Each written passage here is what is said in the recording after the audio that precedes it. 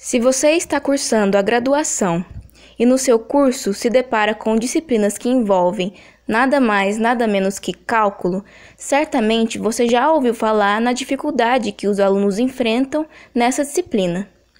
As reprovações são muito comuns. Onde está o problema?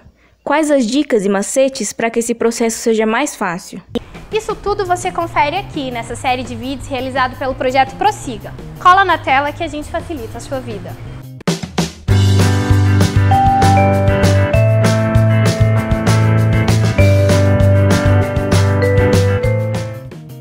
Para que serve o cálculo? Quando eu formar eu vou usar exatamente para quê? Calma, a gente responde e com exemplos. Você sabia que muitos acidentes já aconteceram por causa de erro de cálculo? No dia a dia, estamos a todo momento utilizando cálculos, seja no troco que recebemos no ônibus, ao pagar as contas, quando vamos seguir uma receita, saber quanto tempo gastamos para chegar ao nosso destino, enfim, o cálculo está presente em tudo o que fazemos. Quando projetamos casas, pontes, hospitais, equipamentos, os números estão ali, e um erro qualquer pode fazer tudo ir abaixo. Realmente, a responsabilidade de quem trabalha com os números é gigantesca. Nesse primeiro vídeo, a gente vai falar sobre sólidos de revolução. As figuras e formas da natureza podem ser compreendidas como resultado do movimento. Por exemplo, o movimento de elementos geométricos simples, como o ponto, gera linhas que produzem retas. Daí, segmentos de reta num plano formam figuras planas como retângulos, quadrados e círculos. Já os movimentos de figuras planas no espaço geram corpos que se formam a partir do movimento completo de uma figura invariável em torno de um eixo. Este movimento particular recebe o nome de revolução, e os corpos por ele gerados são chamados sólidos de revolução, que estão presentes em várias formas na nossa vida cotidiana. Um exemplo prático desse tipo de sólido seria em uma artéria do corpo humano. Adotamos espessura e comprimento da artéria como um retângulo, com uma distância da origem do plano tridimensional igual ao raio interno da artéria.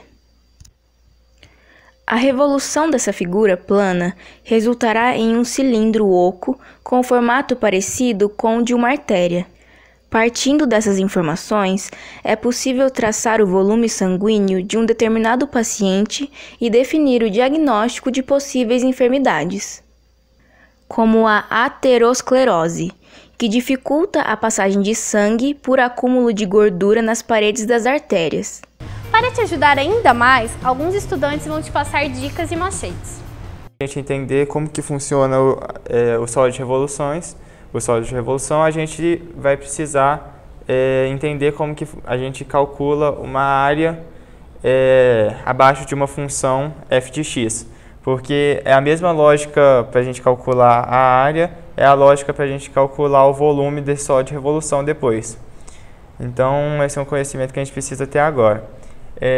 Para isso, então, a gente pega aqui uma função f de x é igual a x ao quadrado, e nela a gente desenhou aqui, né, o eixo do x, o eixo y, e ela está limitada entre A e B. A, que é a nossa origem, e B, que é um ponto qualquer dentro dessa função f de x é igual a x ao quadrado. Dessa forma, então, se a gente imaginar que dentro dessa função f de x é igual a x ao quadrado, nós temos infinitos retângulozinhos, e a área desse retângulo é definida por f de x dx, que é base vezes a altura. Então, a nossa área total seria a somatória de todos esses pequenos retângulozinhos. Então, a gente tem aqui infinitos retângulozinhos, certo? A gente tem aqui um pequeno, são infinitos.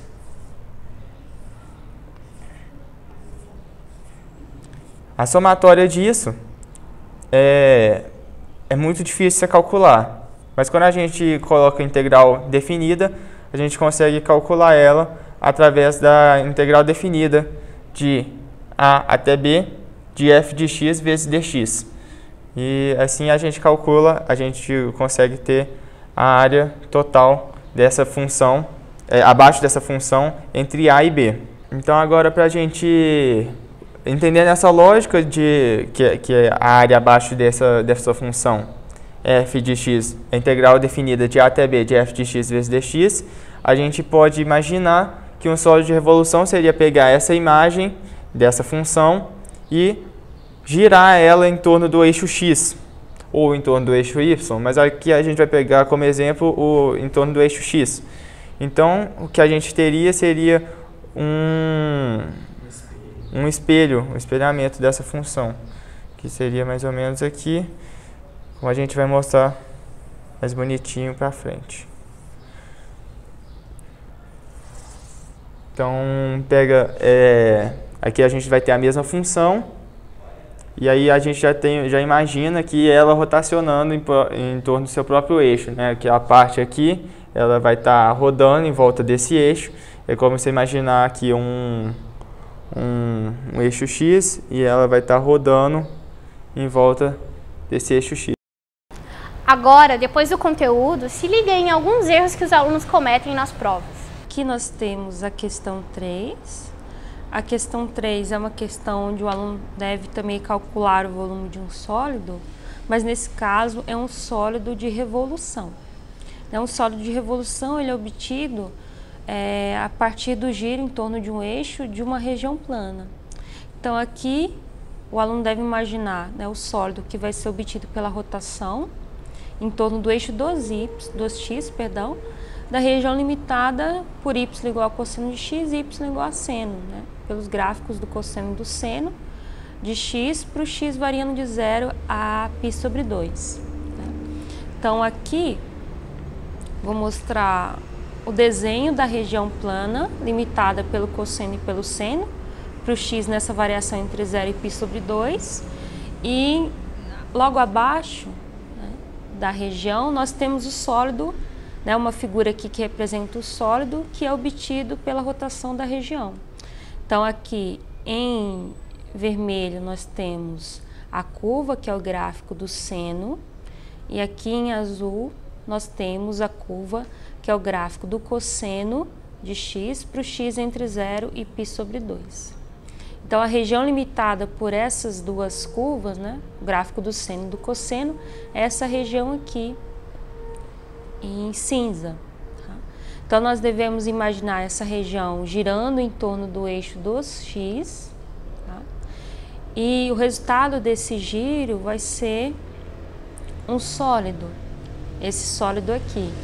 Tá? Esta é a região que está aqui em cinza, que deve girar em torno do eixo do x, e com isso produzimos esse sólido. Este aluno aqui, ele fez aqui o desenho, né, das curvas, o seno, o cosseno, só que ele imaginou aqui uma região que não é a região em questão, porque essa região que ele considerou aqui, ela é limitada pelo cosseno, pelo seno, mas também é limitada pelo eixo de rotação, tá? Então não é o caso, aqui o enunciado está bem claro. Vou pegar aqui a prova.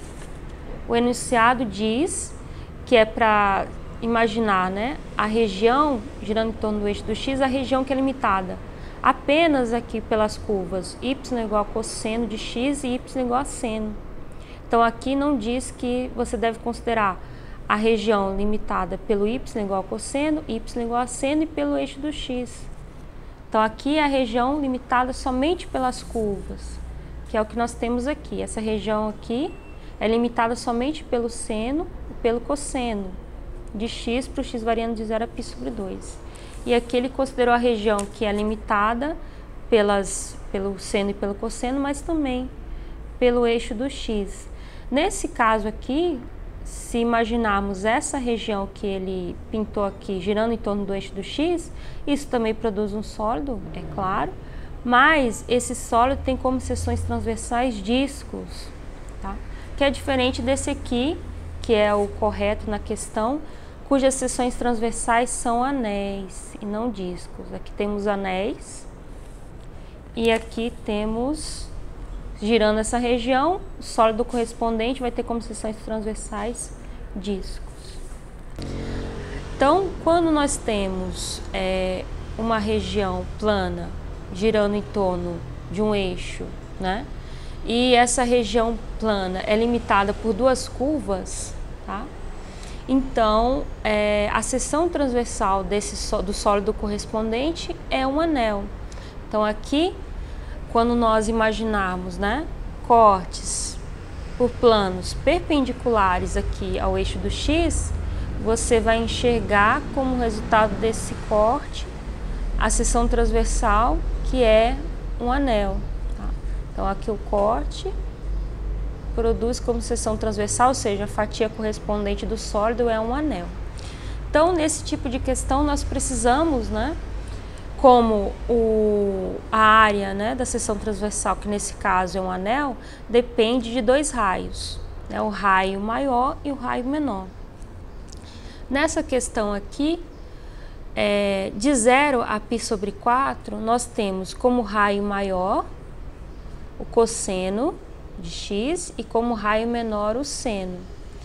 Quando fazemos a transição, né, o x agora variando de π/4 a π/2, quem passa a ser o raio maior é o seno e quem vai fazer o papel do raio menor é o cosseno. Então, nós temos que fazer aqui o cálculo de integral de 0 a π/4, com raio maior o cosseno e raio menor o seno, e outra integral de π/4 a π/2, onde o raio maior é o seno e o raio menor o cosseno. Então, eu vou mostrar aqui a resolução do exercício. O volume, né, é dado integral de 0 a π/4. Aqui o raio maior é o cosseno, por isso que aparece aqui o cosseno ao quadrado. E o raio menor é o seno, por isso que aqui aparece o menos seno ao quadrado. Tá? Quando nós, né, estamos com o x variando de π/4 a π/2, nós usamos aqui, para calcular o volume, nesse caso, a integral de π/4 a π/2. Nesse caso, o raio maior vai ser o seno, por isso que aparece aqui primeiro o seno ao quadrado. E o raio menor é o cosseno, por isso que aqui aparece o menos cosseno ao quadrado. Então, nós calculamos essa integral. Esta primeira integral aqui, ela fornece o volume do sólido, que eu vou mostrar aqui. Essa parte aqui do sólido. Agora, falta calcularmos o volume desta outra parte aqui. Então, quando somarmos esses volumes, nós vamos ter o volume do sólido como um todo. Então, essa outra parte do sólido, essa integral aqui calcula o volume, que é a integral de π/4 a π/2. Aqui aparece o seno quadrado, porque nesse caso agora é o seno que é o raio maior. E aqui aparece menos cosseno ao quadrado, porque nesse caso vai ser o cosseno de x que vai ser o raio menor. Então, esta integral, essa segunda integral aqui, calcula o volume deste sólido aqui. Bora dar aquela relaxada? Confira agora as dicas que a psicóloga Ruth preparou para a gente. Fique ligado! O cérebro humano, ele é programado para prestar atenção no mesmo tipo de estímulo por no máximo 2 horas até 3, assim, sequencial. Tá? Então, quando às vezes você não divide esse estudo e tenta acumular ele todo numa véspera de prova, que é o que a gente costuma fazer, né? O nosso cérebro sobrecarrega, ele não tem energia suficiente para conseguir lidar com aquilo ali, porque é sempre o mesmo estímulo, certo? Nosso cérebro precisa de estímulo auditivo, estímulo visual, ele precisa descansar, ele precisa ver cores diferentes, ver movimento. Você está sempre ali, sempre com o caderno e as questões. O caderno e as questões, ele satura, tá? Então, não importa se você vai ficar 24 horas direto estudando, você vai absorver 3 horas no máximo, tá? Então, quando a gente divide esse estudo ao longo da semana, ao longo do mês, é muito mais fácil de absorver o conteúdo. Então, uma dica para organização, para facilitar esses estudos, é começar pela base, tá?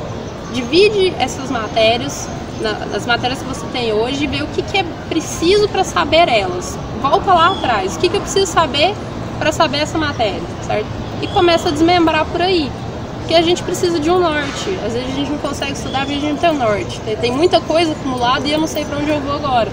Então a dica é sempre começa pela base, porque o conhecimento ele vai se estruturando de uma forma piramidal, certo? Então, se você tem uma base boa, você consegue colocar uma estrutura de conhecimento maior. Com relação aos horários, uma dica legal é prestar atenção em qual horário você rende mais. É de manhã, de tarde, de noite? Tá? As pessoas elas têm diferentes horários para lidar melhor, que o cérebro está funcionando melhor. Tá? Eu, por exemplo, sou uma pessoa que funciona mais à noite, então quando eu tenho uma coisa mais difícil para fazer, eu prefiro deixar para a noite, porque eu consigo render muito mais na madrugada que render, por exemplo, no período da tarde. Isso é algo legal que você pode observar. Além disso, cada um tem o seu modo de aprender. Você pode se dar melhor ouvindo conteúdo e memorizando, fazendo exercícios ou relacionando eles às atividades práticas. Uma dica: escolha o melhor método para você, tente manter uma rotina de estudo, organize o seu tempo e mãos à obra.